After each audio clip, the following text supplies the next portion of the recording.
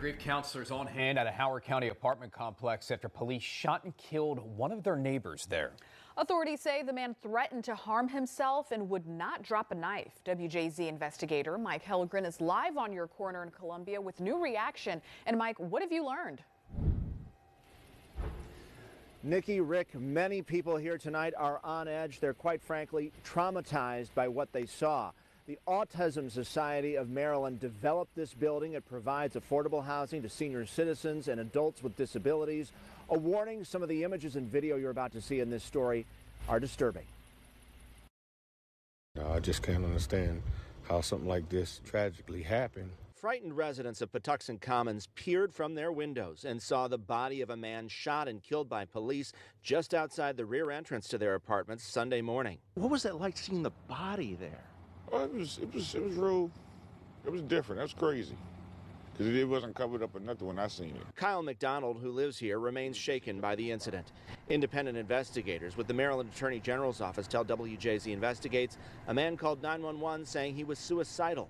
Police encountered him in the parking lot. Officers say he came toward them with a knife and refused to drop it. 3 officers opened fire. The man was pronounced dead at the scene. A witness who asked not to be identified heard it all unfold. How many shots did you hear?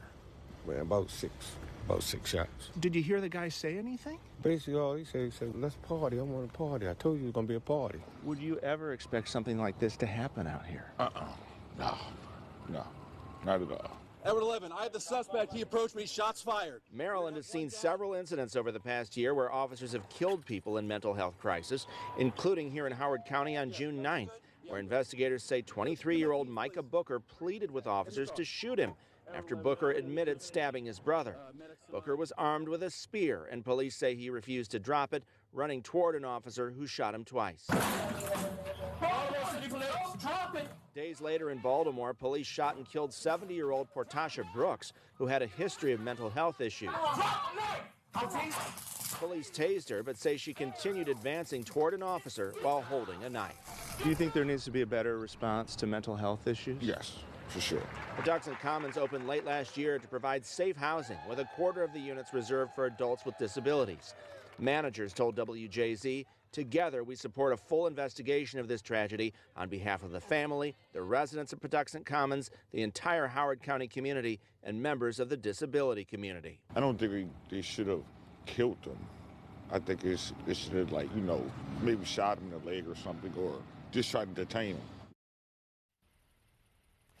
Now, the Attorney General's office will eventually release body-worn camera video. They have until tomorrow to identify the man who died and the officers who fired their weapons.